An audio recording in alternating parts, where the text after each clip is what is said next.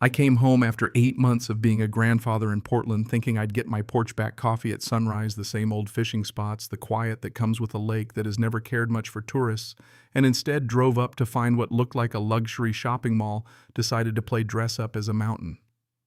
One moment I'm humming along the dirt road, the next I'm looking at 109 identical cabins, like teeth in a clinic, all pointing at my water. If that doesn't wake you up, nothing will. I'd left in November to help my daughter with her newborn, closed up my place on the north shore of Lake Whitmore, drained the pipes, locked the doors, the usual. Emma needed me. Her husband was deployed, and changing diapers at 2 in the morning is a humbling education. It was necessary. I loved it. But on July 18th, 2024, I drove back across Colorado and pulled into the driveway around 4 in the afternoon, and the eastern shore, the part of the lake I'd watched every season roll through, had turned into someone else's business plan. From my deck with a pair of old binoculars, I counted the cabins, like I was counting wounds, rows and rows of cedar siding, metal roofs, big picture windows facing the water, wraparound decks with chairs placed just so, a welcome center with a flashy sign and a paved lot, a dock line with 40 slips, people carrying coolers, kids running couples with glasses of wine on their porches like it had always been this way. The sign said, Mountain Vista Lakefront Rentals Luxury Getaways, $400 to $600 a night. On my land, on the shoreline that my grandfather's hands in a 60-foot concrete dam created back in 1962. When I walked into the Welcome Center, a woman at the front desk smiled like she was running a hotel. Then the smile dropped the second I said my name. I own this lake, I told her, confusion backtracking. We're part of Mountain Vista Estates, HOA, and then the line I'd come to loathe. We checked records. They hadn't checked the right ones. The deed on my table that night said it plain 2,400 acres, including the dam at the south end, my taxes, my responsibility, my lake. I called my lawyer David from the truck and told him to get down here. They'd spent $12 million building those cabins, according to Garrett Peaton, the HOA president, a man in an expensive suit who shook my hand like he owned the town. He said they'd researched water rights, that lakes over 500 acres are public recreational resources, as if that erased the fact that the lake exists because my family built and maintained a dam. David laid the survey and satellite imagery across my kitchen table. Every cabin sat inside my property line, some by 20 feet, some by 80.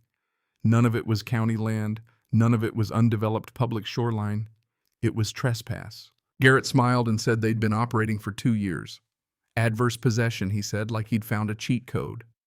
David's jaw tightened. Adverse possession in Colorado is 18 years open and notorious.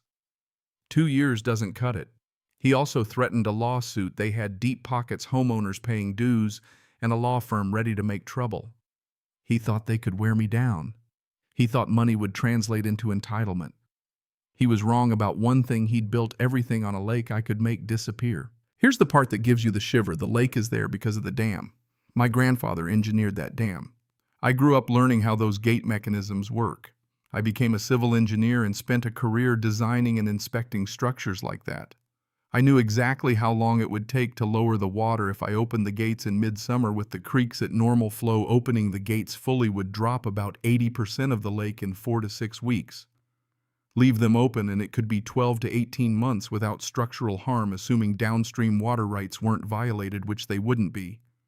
The creeks would still flow. I called an old colleague, Martin, and ran the numbers with him. Harsh, he laughed, but brilliant.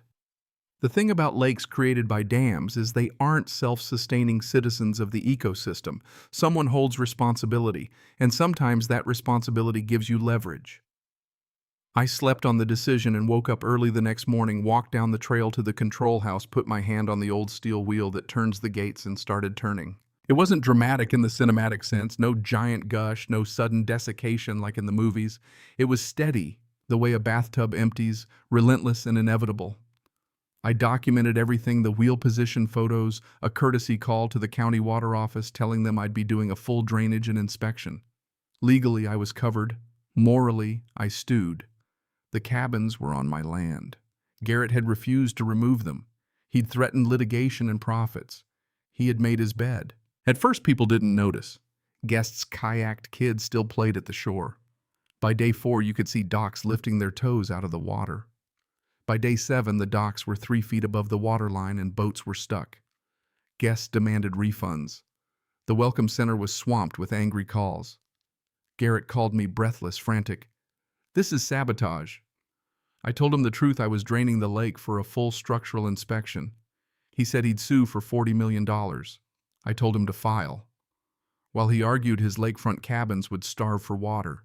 And here's a twist you won't expect, not in the legal papers, not in the press releases. Some of the people screaming the loudest were not the HOA bigwigs, but the small investors who had paid $180,000 to $220,000 for their cabins. They parked trucks at my driveway, walking up in a pack, furious, and betrayed tears in some eyes. "You destroyed our retirement," one man hollered.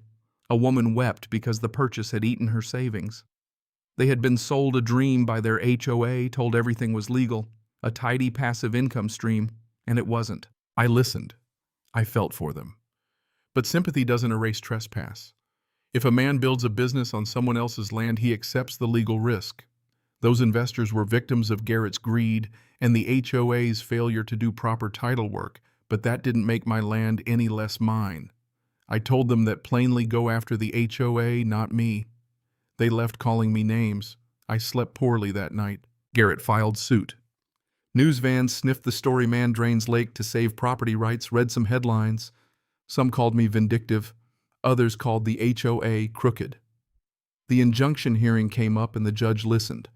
The legal question boiled down to whether a property owner could lawfully operate his dam for maintenance in a way that destroyed a trespasser's business. The judge denied the injunction. The cabins were built on my land without permission.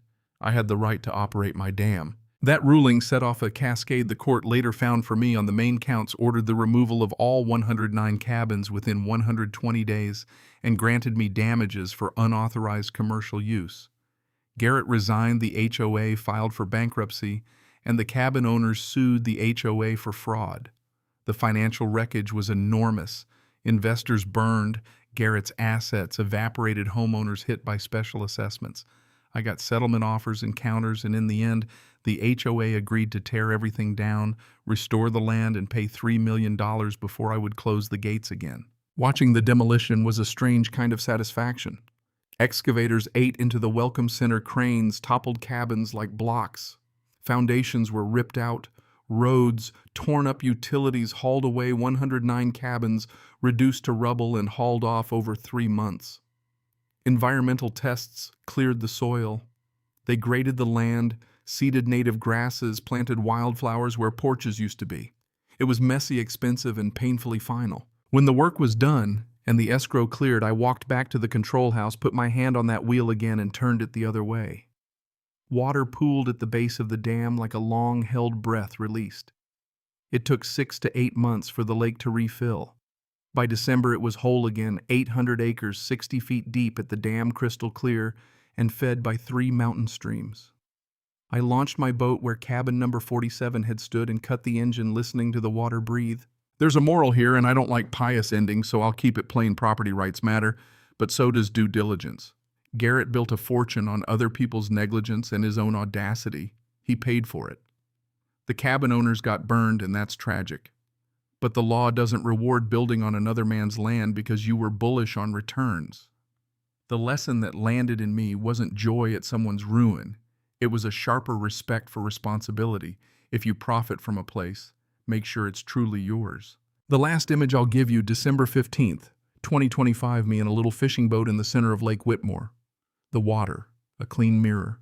The eastern shore, a band of flowering grass where porches once peppered the hill. I caught a rainbow trout and let it go, watched it flash away, and thought about how quickly a life can be remade when greed and laziness meet the law. Garrett left town bankrupt. Many investors lost everything. The HOA's board was replaced, and the community paid dearly. I paid legal fees and got the land back and $3 million that covered the fight. Not a profit, just restitution and restoration. So here's the provocation I want you to sit with when someone builds a fortune on someone else's land, whether by fraud, oversight, or arrogance. What should justice look like? Is legal retaliation that intentionally destroys a business legitimate if it's the only effective way to enforce rights? Or does it cross a line into revenge? Share your take. Have you ever had a property dispute go sideways? Tell the story below, say what you think is right or wrong, and if this made you pause, hit like and subscribe so you don't miss the next one. Cảm ơn các bạn đã xem video.